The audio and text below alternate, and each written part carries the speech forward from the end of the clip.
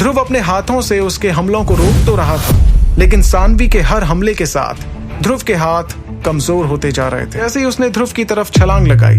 ध्रुव ने अपने हाथों को सामने लाते हुए कहा, वैक्यूम हैंड। उसके ये कहते ही उसके हाथ पर शक्ति मंडराने लगी और सानवी उसकी ओर खींची चली जा रही थी। ध्रुव की शक्तियों को अचानक महसूस कर सानवी दंग रह गई थी। उसे इस बात पर भरोसा नहीं हुआ कि कोई शून्य रैंक का लड़का इतना ताकतवर कैसे हो सकता है। ध्रुव की अचानक बढ़ी हुई शक्ति देखकर सानवी थोड़ा परेशान हो गई। उसने घबराते हुए ध्रुव की तरफ देखा, जो हांफते हुए इस वक्त उसे ही देख रहा था। उसके चेहरे पर मार के घाव थे और वो सानवी की कलाइयों को कसकर पकड़े हुए था। ध्रुव ने देखा कि सानवी का चेहरा गुस्से से लाल हो रहा था और वो छूटने की कोशिश कर रही थी, लेकिन ध्रुव की पकड़ बहुत तेज थी। आखिरकार सानवी ने हार मानते हुए कहा, छोड़ो मुझे। जाने दूं? लेकिन क्यों?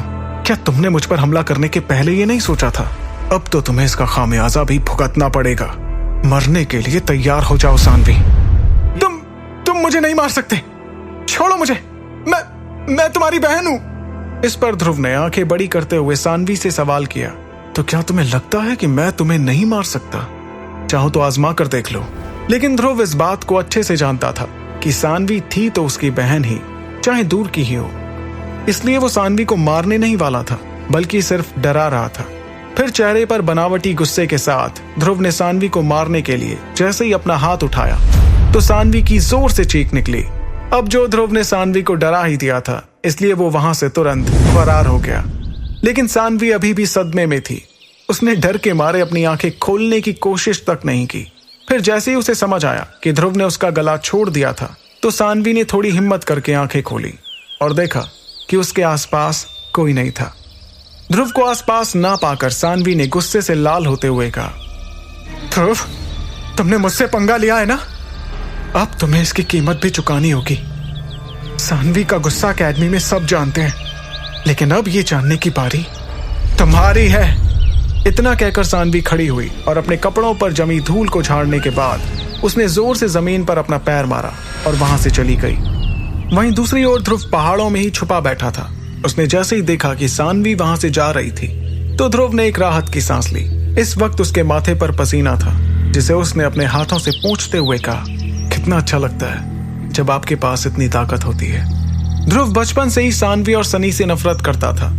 ना जाने उन्हें देखकर क्यों ध्रुव का खून खौलने लगता था। तभी अचानक मुस्कुराते हुए उसने एक गहरी सांस लेकर खुद को शांत किया और महल वापस जाने के लिए अपने कदम बढ़ाए। ध्रुव जैसे ही जंगल से बाहर निकलने वाला था, उसे अचानक एक पेड़ के पास इरा दिखी। उसे वहां देखकर ध्रुव ने चौंकते हुए इरा से सवाल किया, इरा, तुम यहाँ क्या कर रही हो? ध्रुव की आवाज सुनकर उसने मुड़कर देखा कि ध्रुव उसके पीछे खड़ा था। ध्रुव को देखते हुए इरा के चेहरे पर एक मुस्कुराहट आ गई, जिसके साथ उसने कहा, ध्रुव, मैंने अभी अभी सानवी को यहाँ से जाते हुए देखा। वो बहुत ज्यादा गुस्से में लग रही थी। कहीं उसके गुस्से की वजह तुम तो नहीं? ये सुनकर ध्रुव ने मुस्कुराते हुए इरा से कहा, वो तो हमेशा ही मेरी वजह से नाराज रहती है, लेकिन पता नहीं आज क्यों नाराज होगी। ये भी तो हो सकता है कि वो सनी को लेकर परेशान हो रही हो। ध्रुव की मुस्कुराहट देखकर इरा समझ गई कि उसका शक बिल्कुल सही था। उसने ध्रुव की बात का जवाब देते हुए कहा, मैंने देखा है कि तुम अक्सर सानवी को देखकर बौखला जाते हो। कहीं तुमने उसे जान से मारने की कोशिश तो नहीं की?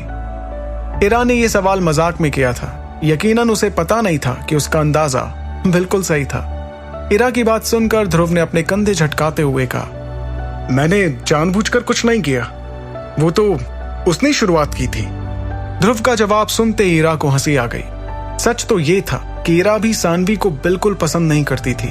तभी मुस्कुराते हुए उसे अचानक कुछ याद आया और इरा ने ध्रुव से कहा, अरे हाँ, मैं तो तुम्हें बताना ही भूल गई। कल शक्ति भवन में हमें अपनी मूल शक्तियों के बारे में जानने को मिलेगा और जाहिर सी बात है तुम भी चलोगे, है ना?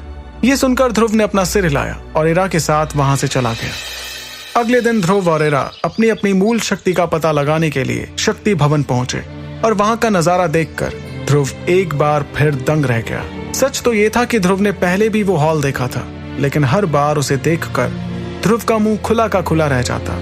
हॉल के सामने सुनहरे अक्षरों में लिखा था शक्ति भवन, और उस जगह को देखकर साफ समझ आ रहा था कि वो जगह बहुत पुरानी थी। ये जगह पूरे शौर्य दल के लिए सबसे जरूरी जगह मानी जाती थी, और ऐसा इसलिए था क्योंकि शौर्य दल की सारी विशेष तकनीकों और शक्तियों के राज जो उन्हें विरासत में मिली हैं, यहीं पर सुरक्षित रखी जाती थी, और यहीं आपको अपनी मूल शक्ति के बारे में पता चलता था। आगे की कहानी जानने के लिए देखिए अगला एपिसोड सिर्फ पॉकेट एफएम के यूट्यूब चैनल पर, और सुपर योद्धा के सारे एपिसोड्स को सुनने के लिए डिस्क्रिप्शन में दी लिंक से डाउनलोड करें पॉकेट एफएम ऐप।